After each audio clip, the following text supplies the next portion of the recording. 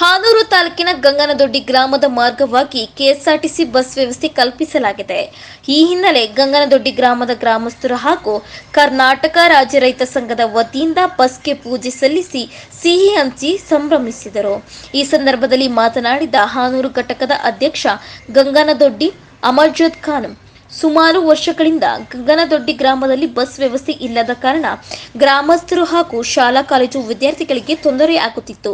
ಈ ಸಮಸ್ಯೆಯನ್ನು ಅರಿತ ರೈತ ಸಂಘದ ಹೋರಾಟದಿಂದ ಇಂದು ಗ್ರಾಮಕ್ಕೆ ಕೆಎಸ್ಆರ್ಟಿಸಿ ಬಸ್ ಬಂದಿರುವುದರಿಂದ ಈ ಭಾಗದ ಜನತೆಗೆ, ಶಾಲಾ ಕಾಲೇಜು ವಿದ್ಯಾರ್ಥಿಗಳಿಗೆ ತುಂಬಾ ಅನುಕೂಲವಾಗಿದ್ದು, ಇದು ಶಾಶ್ವತವಾಗಿ ಇರಬೇಕು ಹಾಗೂ ಇದಕ್ಕೆ ಕಾರಣಕರ್ತರಾದ ಶಾಸಕ ಎಂಆರ್ ಮಂಜುನಾಥ್ ಹಾಗೂ ಕೆಎಸ್ಆರ್ಟಿಸಿ ಬಸ್ ವ್ಯವಸ್ಥಾಪಕರಿಗೆ ಕರ್ನಾಟಕ ರಾಜ್ಯ ರೈತ ಸಂಘ ಹಾಗೂ ಗಂಗನದೊಡ್ಡಿ ಗ್ರಾಮಸ್ಥರಿಂದ ಶುಭಾಶಯ ತಿಳಿಸಿದರು.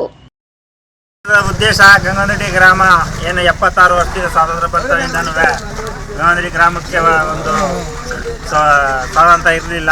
ಇವತ್ತು ಬಸ್ ಸಾರಿಗೆಯರು ಒಂದು ಬಸ್ಸಿಂದ ಒಂದು ಸ್ವಾತಂತ್ರ್ಯವನ್ನು ಪಟ್ಟಿದ್ದಾರೆ.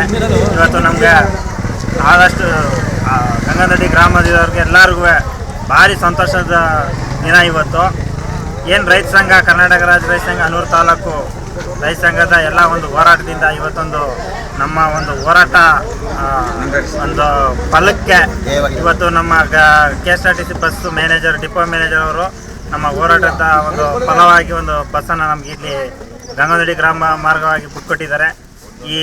ಈ ಬಸ್ಸು ಪರ್ಮನೆಂಟ್ ಆಗಿ ನಮಗೆ ಕಾಯಮಾಗಿ ಬರಬೇಕು.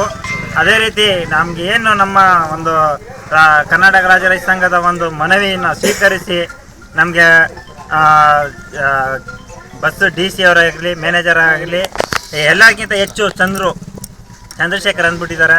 ಅವರು ನಮಗೆ ತುಂಬ ಸ್ಪಂದಿಸಿ ನಮಗೆ ಒಂದು ಗ್ರಾಮಕ್ಕೆ ಒಂದು ಬಸ್ ಬಿಟ್ಕೊಟ್ರು. ಅದರಿಂದ ಈ ಎಲ್ಲ ನಮ್ಮ ಕರ್ನಾಟಕ ರಾಜ್ಯ ರೈತ ಸಂಘದಿಂದ ಎಲ್ಲ ಡಿಪೋ ಮ್ಯಾನೇಜರ್ಗಳಿಗೆ ಮತ್ತು ಡ್ರೈವರ್ಗಳಿಗೆ ಧನ್ಯವಾದವನ್ನು